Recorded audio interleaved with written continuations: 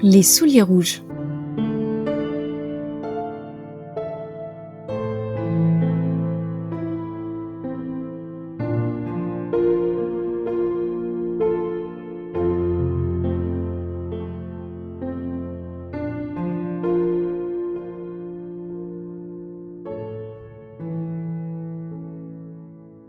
Au temps de cette histoire, il était une petite fille, sans père, sans mère, sans maison, qui n'avait pas non plus de souliers. Elle allait pieds nus jusqu'à ce qu'elle ait ramassé sur son chemin assez de bouts de tissu pour s'en coudre une paire de petits souliers rouges.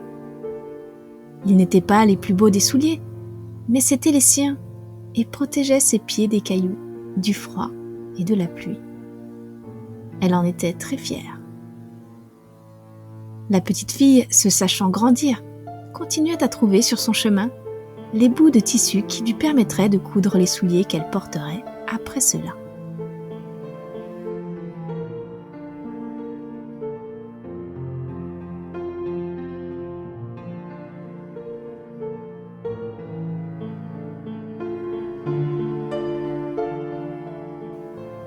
Mais un jour particulièrement maussade, où la faim et la fatigue se faisaient particulièrement sentir, une riche vieille dame, dans un beau carrosse doré, lui dit qu'elle allait s'occuper d'elle comme sa propre fille. La petite fille monta dans le carrosse.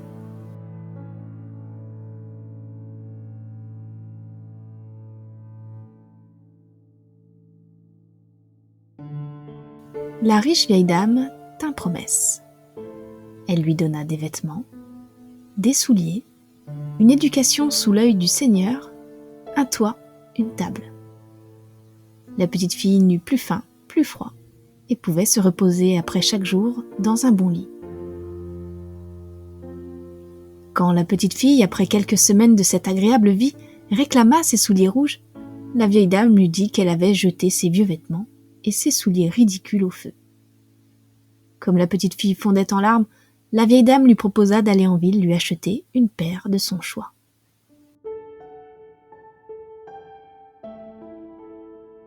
Dans la boutique du cordonnier, il y avait des souliers vernis, des escarpins à boucles, des chaussures de soie ou de cuir.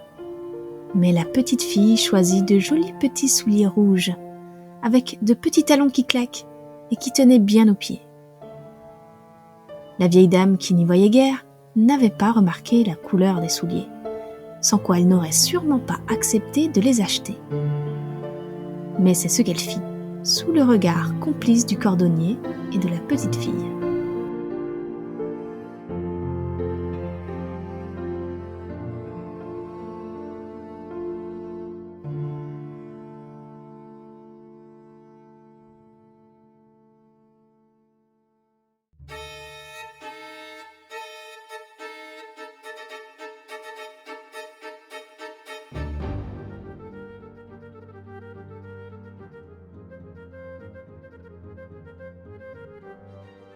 Le lendemain à l'église, il n'échappa à personne que la petite fille portait des souliers rouges, ce qui n'est pas très convenable dans une église. Mais la petite fille se fichait des regards des approbateurs. Toutefois, la chose vint rapidement aux oreilles de la vieille dame, qui lui interdit désormais de porter ses souliers.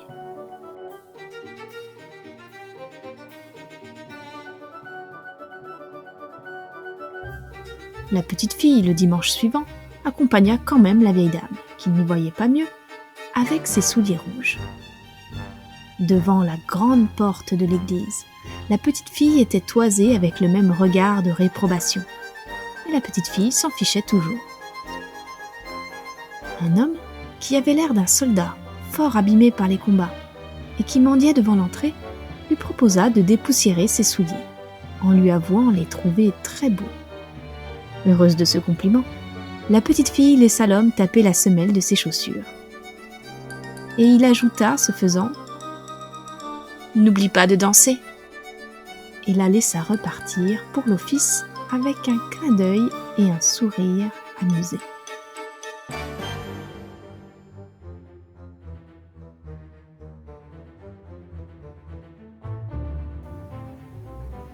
La petite fille était tellement contente de ses souliers qu'elle ne prêta pas plus d'attention au regard qui désapprouvait la couleur de ses pieds que les chants auxquels elle était censée participer. Elle préféra contempler ses pieds. Lorsqu'elle quitta l'église, l'homme mutilé lui répéta combien ses souliers étaient beaux, et alors la petite fille exécuta quelques pas de danse pour le remercier. La petite fille dansa sur la place du village. Elle s'en amusa d'abord. Elle aimait tellement danser. Mais elle remarqua rapidement, quand elle voulut tourner sur elle-même, que les souliers la firent plutôt sauter. Et quand elle voulut aller à droite, ses souliers lui firent faire quelques pas à gauche.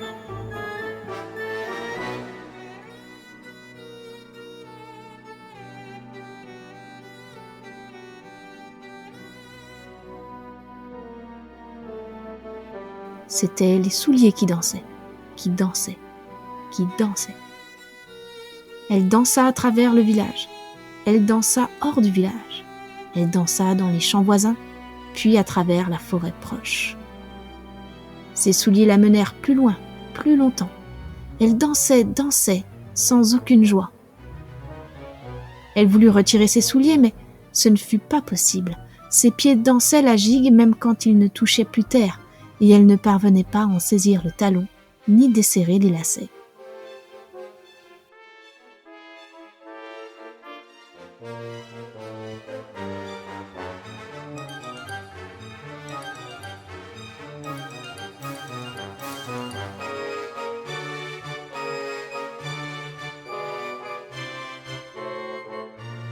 Ses souliers la menèrent loin, longtemps, jusqu'à un nouveau village, une nouvelle vallée, un nouveau jour.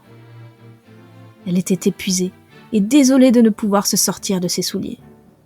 Elle arriva dans une nouvelle forêt où vivait un bûcheron, après des jours épuisants. Toujours dansante, elle supplia l'homme de lui couper les pieds.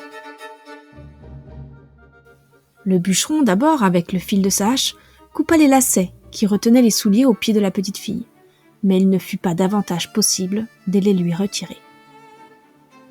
Pleurant, comprenant que plus rien ne pouvait la sauver, elle lui demanda encore de lui couper les pieds.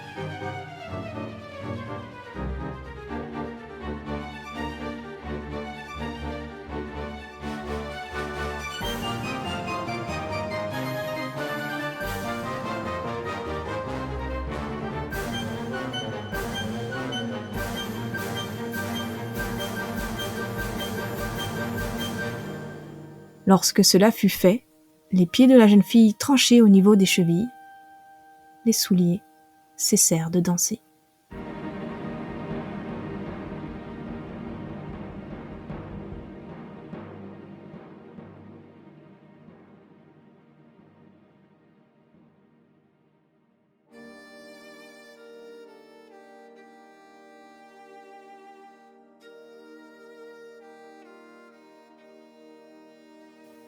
La petite fille ne dansa plus, et désormais loin de la maison de la vieille dame, ne marcha jamais plus.